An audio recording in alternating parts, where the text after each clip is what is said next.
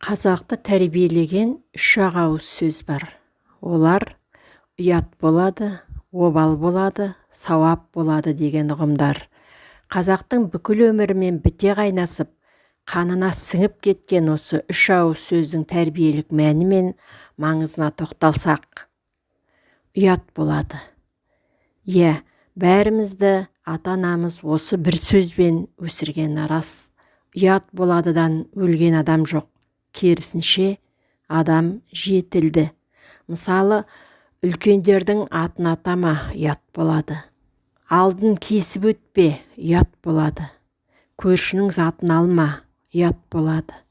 Қарқылдап күлме, ұят болады. Мұғалімге сөз қайтарма, ұят болады. Тағы сол сияқты.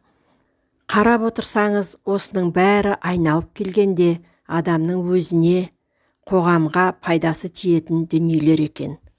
Ұят боладының ар жағында ұят иманнан, ұялмасаң білгенің істе деген хадистер жатқанын ескерсек, дана қазақ осы бір ауыз сөз арқылы ұрпағын жамандықтан, арсыздықтан, азғындықтан тыйған екен ғой.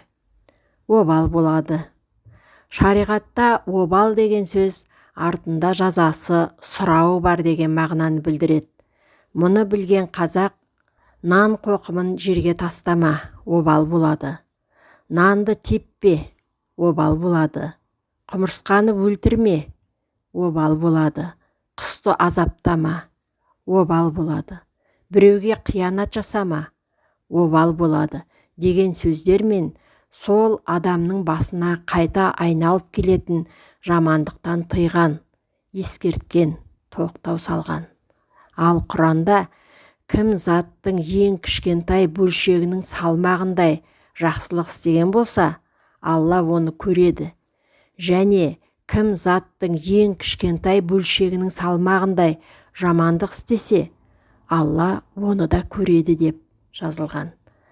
Демек, бұл қиямет күні адам Алланың алдында есеп беріп, өзі жасаған жамандығының обалына қалады деген сөз. Сауап болады. Сауап таза шариғи термин, және сауап деген сөз сый, ақы, қайтарым деген мағыналарды береді.